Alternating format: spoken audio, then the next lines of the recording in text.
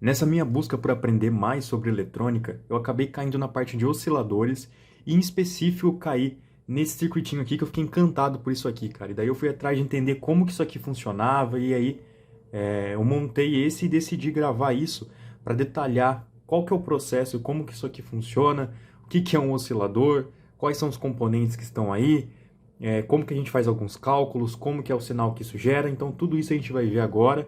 E para começar, isso aqui, esse circuitinho é chamado de multivibrador astável, astável porque o A é prefixo de negação, né? Então é um multivibrador não estável. Por que não estável? Vocês podem ver que ele oscila. E daí a gente cai na parte de osciladores. Um oscilador nada mais é do que um circuito que gera essa oscilação periódica. Ele não permanece com um sinal contínuo. Então vocês podem ver que hora está aceso, um LED, hora esse LED está apagado. Hora o LED está aceso, hora o LED está apagado, né? E ele fica intercalando, né? A gente tem dois LEDs aí ligados. Então, na verdade, o circuito em si não precisaria do LED. Sem o LED ele já geraria essa alteração de sinal. Vocês vão ver mais para frente quando eu mostrar o gráfico. Mas o LED ele deixa isso mais claro para a gente, né? A gente consegue ver realmente essa oscilação do sinal desse circuito aqui. E o que eu usei para poder montar essa belezinha? Eu vou deixar tudo muito detalhado ao longo desse vídeo e depois a gente parte para a lousa para eu colocar o esquema elétrico e explicar o funcionamento em si, como que a corrente trabalha aqui dentro e como que acontece esse processo de oscilação e como que os LEDs piscam hora um e hora outro. Então, antes de mais nada, eu acho importante mostrar como eu estou alimentando esse circuitinho aqui. Eu estou usando um Arduino, tá? Então, a única função do Arduino aqui é mandar os 5 volts para minha protoboard para poder fazer isso aqui acontecer, para poder acionar o circuito. Você também pode usar uma bateria de 9 volts, você pode usar uma fonte de bancada, né? Enfim, no caso aqui o que eu tinha para poder acionar esse circuito era o Arduino. E caso você tenha um Arduino também e queira usar ele para poder alimentar esse circuito, eu vou deixar na tela para vocês verem a programação que eu usei. Então, na parte de Void Setup, eu defini o pino 11, né, a saída 11 ali como uma saída, e depois eu coloquei essa saída no nível alto, tá? Então, tá sempre mandando os 5 volts para o protoboard. Só para deixar mais claro, nessa parte do Digital Write 11 ali, né, da porta 11 que eu defini como alto, se tivesse low ali, ela estaria desligada, tá? Então, nível lógico baixo, né? Como eu coloquei high, ela tá alta, então tá sempre mandando 5 volts para protoboard, tá? Então, só isso que eu fiz na programação do Arduino, somente para poder realmente alimentar aqui o circuito. Outra coisa que é importante também falar é que, como vocês puderam ver ali, Digital Write, ou seja, é uma escrita numa saída digital, tá? Nesse caso aqui, ou é ligado ou é desligado, tá? Não é um sinal analógico. Então, nesse circuito, além da alimentação, né, que eu já detalhei para vocês, nós temos dois resistores de 220 ohms, dois resistores de 1K, dois capacitores de 100 microfarads, dois transistores do tipo 2N2222, e nessa aplicação eu estou usando dois LEDs, tá? Um verde e outro amarelo. E além dos componentes, claro, estou usando uma protoboard, daquelas pequenininhas, e estou usando vários jumpers aqui para poder fazer as conexões. Agora vamos para o quadro para a gente ver o esquema elétrico e como esses componentes se interligam. Então, senhoras e senhores, aqui está a revelação da mágica. Esse é o mapa do tesouro. É assim que acontece aquela interação que a gente viu lá no início. É dessa forma que os LEDs permanecem oscilando. E agora há pouco eu comentei com vocês e passei, na verdade, cada componente que compõe esse circuito. E agora eu quero repassar esses componentes, só que dessa forma que está ilustrada no quadro, vocês vão conseguir entender como que esses componentes se interligam entre si. A primeira coisa que é interessante citar é que esse circuito ele é simétrico, né? Então, se a gente traçar uma linha aqui no meio, é como se ele fosse espelhado, tá? Então, os mesmos componentes que tem desse lado, tem desse outro lado também. Certo? Então, vamos lá. Vamos começar pelos dois resistores das extremidades, tá? Então, a gente tem aqui R3 e R4, dois resistores de 220 ohms aqui no caso. Agora, vamos para os dois resistores que eu considero como os mais importantes do circuito, entre os resistores, que são aqui o R1 e o R2, tá? Ambos de 1K ohms. Logo abaixo a gente tem os dois capacitores, tem C1 e C2, os dois de 100 microfarads. E por fim, mas não menos importante, na verdade um dos itens mais... Na verdade tudo aqui é importante, né? Todos os componentes aqui são bem importantes para aquela oscilação que a gente viu. Mas a gente tem os transistores, tá? A gente tem Q1 e Q2, ambos do tipo 2N2222. Entendido isso, entendido como que os componentes interligam entre si, eu quero apresentar duas particularidades dos transistores, tá? A primeira coisa é a seguinte: embora eles sejam do mesmo tipo, sejam iguais, eles não são idênticos, certo? Então a gente vai ter uma pequena alteração, nem que seja na casa dos piconúmeros, mas a gente vai ter uma pequena diferença entre um e outro. E essa diferença vai ser muito importante para o início do funcionamento desse sistema. Tá? É dessa forma que o sistema vai começar a funcionar, através da diferença desses dois componentes, mesmo que sejam iguais, mesmo que sejam do mesmo tipo. A segunda coisa é a gente entender a anatomia do transistor. Tá? Eu vou escrever aqui, desse lado aqui, o que compõe um transistor. A gente viu agora há pouco, eu mostrei para vocês ele no físico, né? Tem 3 perninhas. Eu vou ilustrar o nome aqui de cada perninha dessa para ficar mais claro a explicação adiante.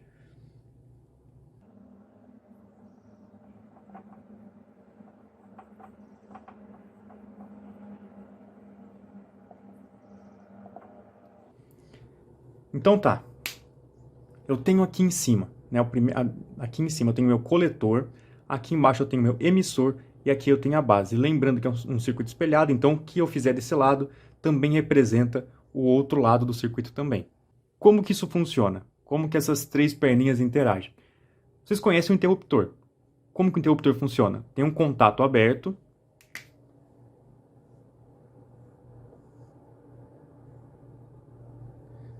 Tem um contato aberto dessa forma que eu desenhei.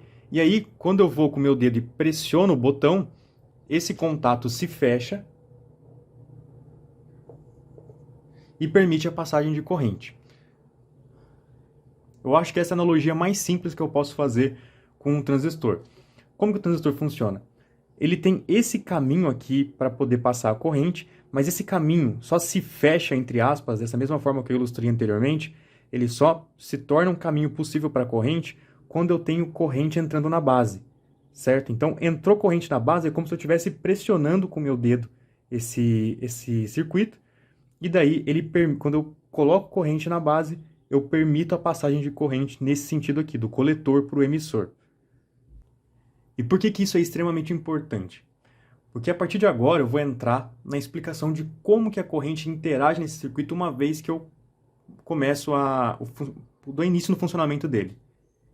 Então vamos lá. Coloquei 5 volts no sistema aqui, né? Lembrando que poderia ser uma bateria de 9 volts, né? Poderia ser uma fonte de bancada aí, né? Com a tensão e a corrente controlada. Mas vamos lá, 5 volts. Coloquei 5 volts no circuito. O que acontece? Devido essas duas coisas que eu expliquei para vocês referente aos transistores, um dos 2 transistores vai entrar em saturação primeiro. Lembra que eu comentei que os transistores não são idênticos? Então, quando eu ligar, um dos 2 vai entrar em saturação primeiro. O que é saturação? Um transistor em saturação é um transistor que permite a passagem de corrente do coletor para o emissor, certo? Então, isso que é um transistor em saturação. Quando ele entra em saturação, ele permite que a corrente flua do coletor para o emissor. Então, vamos lá. O sistema, até então, não tem nada conduzindo nada, não está desenergizado. Nenhum transistor está conduzindo, nenhum transistor está em saturação. Entrei com 5 volts. Vai entrar corrente por aqui e corrente por aqui para esse lado aqui, certo? Um dos 2 vai saturar primeiro, supondo que seja o Q1. Q1 saturou primeiro. Então, o que acontece? Agora, Q1, que tem corrente na sua base, ele permite a passagem de corrente nesse sentido aqui também, ó, do coletor para o emissor. Permitindo esse novo caminho para a corrente, como se esse circuito tivesse fechado aqui agora, eu começo a carregar o meu capacitor. Enquanto o meu capacitor carrega, o meu Q2 não está recebendo corrente aqui na base dele, então ele está desligado, certo? Está desligado. E o meu Q1 permanece ligado. Assim que o meu C1 carrega, e ele vai transferir essa corrente para o meu Q2. Transferindo essa corrente para o meu Q2, agora o Q2 permite a passagem de corrente nesse sentido, porque o meu Q2 está saturado, só que o meu C2 aqui está descarregado, certo? Então agora o meu Q1 vai ser desacionado, por assim dizer, né? É a hora que o LED apaga. Beleza, meu Q2 está sendo acionado, então ele permite a passagem de corrente nesse sentido, e aí vai carregar de novo esse capacitor aqui, certo? Esse capacitor carregou, ele vai descarregar nesse Q1, que vai acionar novamente. Em contrapartida, esse C1 vai estar descarregado, porque ele acabou de descarregar aqui na base do meu Q2. Então, novamente, o meu Q2 se apaga. Então, vamos recapitular para ficar simples, porque é um pouco confuso, né? Enquanto o meu C1 carrega, o meu Q2 está desligado. E, em paralelo a isso, o meu C2 já está descarregando no meu Q1. Beleza. O meu C2 acabou de descarregar no Q1, ele está descarregado agora. Ou seja, o meu Q1 se apaga, né? Meu LED se apaga. Em contrapartida, o meu C1 já vai estar carregado, então ele vai começar a descarregar no meu Q2 e esse sistema fica oscilando, tá? É dessa forma que funciona. E outra coisa, como vocês viram no início, eu coloquei 2 LEDs. Eu poupei vocês de colocar o LED logo de início aqui para não confundir, porque iam ser 2 componentes a mais para a gente poder analisar. Mas, caso vocês queiram colocar o LED, que é interessante para poder ver, né, ter essa sensação visual da oscilação do sinal, a gente poderia colocar os 2 LEDs aqui, ó.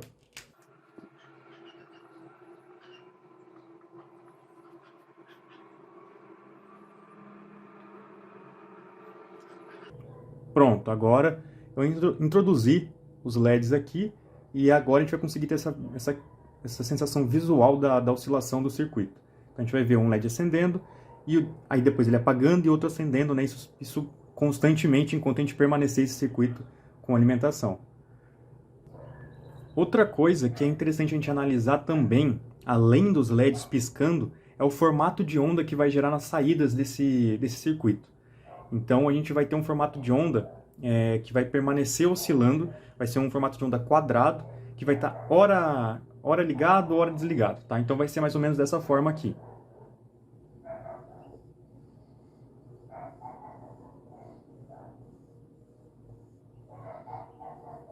Certo? Esse vai ser o formato de onda desse lado.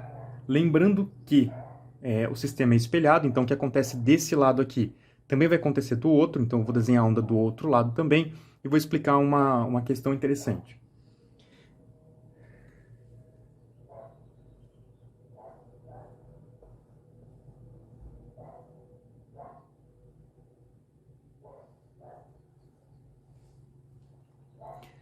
Beleza, então a gente tem nossas ondas perfeitamente retas.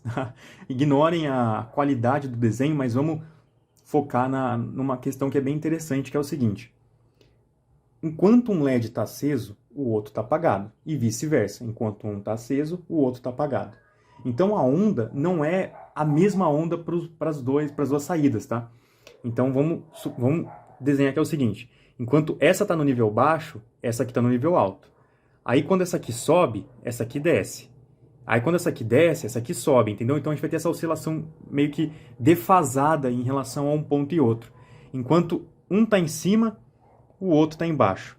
Enquanto esse aqui está em cima, esse aqui vai estar embaixo. Aí quando ele sobe, esse aqui desce. E tem essa oscilação, tá? Enquanto um está embaixo, o outro está em cima. Aí, enquanto um está em cima, o outro está embaixo. Vai oscilando a onda com essa defasagem em relação a uma saída e a outra. Outro ponto interessante. Tá vendo? Vocês estão vendo a frequência que está oscilando esse sistema? Então ele pisca, apaga, pisca, apaga, pisca, apaga. Isso aqui acontece numa certa frequência. Eu vou mostrar mais adiante como que a gente calcula isso. E outra coisa que vale a pena citar também é como a gente faz para interferir nessa frequência aqui que está piscando o sistema, nessa frequência que estão oscilando as ondas. E como que a gente faz isso? Como que a gente altera essa frequência de oscilação? Primeira coisa que a gente pode fazer é substituir os capacitores por um capacitor de maior capacidade, então ele vai demorar mais para poder preencher toda a sua capacidade e vai demorar mais para descarregar também, porque ele é maior, por assim dizer. A outra coisa que a gente pode fazer é aumentar os valores desses 2 resistores. Por isso que eu citei lá no começo que eles são os mais importantes, né, entre os resistores desse circuito aqui, porque eles conseguem interferir diretamente, né, no funcionamento do circuito. Então, se eu aumento muito a resistência, eu dificulto a passagem de corrente para o capacitor, então, de certa forma, ele vai demorar mais para carregar, e daí eu consigo também modificar essa onda aqui. Então, a primeira formulazinha que é importante a gente entender desse circuito é essa fórmula aqui de TP, tá? Que é o tempo de condução de cada um dos nossos transistores, tá? Então, TP é igual a 0,69, que é uma constante, vezes R vezes C. TP é um resultado que a gente vai adquirir em segundos, tá? Deixa eu melhorar isso aqui. Vai ser um resultado em segundos. Isso aqui é uma constante, o R vai ser nosso valor em ohms, e C é a capacitância em farads. Tudo vai depender da forma que você vai chamar cada um dos seus componentes desse circuito aqui. No meu caso, dessa forma que eu chamei aqui, para eu achar o TP do meu Q2, eu vou fazer 0,69 vezes o meu R1 vezes o meu C1, tá? Olhando lá em cima, vamos aqui para o circuito de novo, aqui está o capacitor, o transistor, melhor dizendo, que eu estou me referindo nessa fórmula, tá? Tá aqui. E quem que é responsável por descarregar nele aqui? O meu C1, né? E o R1 que permite a entrada de corrente aqui para poder polarizar aqui o capacitor, tá? Então, esses dois componentes aqui, R1 e C1, são responsáveis, né, por fazer a condução aqui do transistor. Então, por isso que a fórmula de Q2 depende de R1 e C2. Se eu quisesse calcular o do meu Q1, aí aqui o meu R seria referente ao meu R2 e o meu C seria o meu C2. Então, se eu quisesse calcular esse transistor aqui, seria o meu R2 e o meu C2. Mas, como vocês puderam notar e eu citei algumas vezes ao longo do vídeo, é espelhado. Então, você calculando um lado, você vai ter o outro valor também, né? São os mesmos valores. E a segunda formulazinha muito bacana para a gente ter mais domínio ainda, mais domínio matemático sobre o nosso circuito, é a fórmula da frequência. Por isso que eu passei para vocês primeiro a fórmula do TP, né, o tempo de condução de cada transistor, porque entendendo o TP fica muito mais fácil entender como calcular a frequência desse tipo de circuito. Então a frequência vai ser o inverso do meu TP1 mais o meu TP2. Lembrando que, né, deixei anotado aqui para vocês não esquecerem, TP é a constante 0,69 vezes a resistência vezes a capacitância. Lembrando que, um segundo parênteses aí, que para eu calcular o TP do meu transistor 2, que eu chamei esse aqui de transistor 2, eu dependo dos meus valores de C1 e R1. E para eu calcular os valores do meu transistor número 1, eu dependo dos valores do meu C2 e do meu R2 aqui. Então, voltamos agora para o nosso circuitinho e depois de ver tudo que está por trás dele, como que funciona realmente, fica mais interessante ainda a gente analisar esse pequeno circuito, pequeno e modesto, porém, que nos ajuda a aprender bastante conceito, né? Só nesse vídeo deu para entender os conceitos de um capacitor, de um transistor, e de ondas quadradas, né? Já deu para ver bastante coisa somente com esse circuito. Por isso que eu recomendo bastante que vocês tentem fazer, os componentes não são caros, tá? São bem baratos. Então eu recomendo que vocês tentem fazer esse circuitinho, principalmente se você estiver iniciando seus estudos na parte de eletrônica. Ele realmente ajuda e te estimula a pesquisar e ir atrás de vários conceitos de eletrônica, porque ele, como eu citei, né, ele por si só já tem vários componentezinhos interessantes que servem muito bem para a introdução desse assunto tão interessante que é a eletrônica. Dá para a gente entender olhando ele agora, né, que a onda que está saindo aqui tem um formato quadrado, né, e que é defasada em relação à onda desse outro lado aqui. Então, tudo agora fica mais claro e ainda mais bonito ver esse circuitinho aqui piscando quando a gente sabe o que tem por trás disso aqui. E é isso aí. Vamos junto aprendendo cada vez mais eletrônica. Eu sou o André e vale lembrar que esse canal tem o objetivo de aprender através do ensino. Um grande abraço e até a próxima!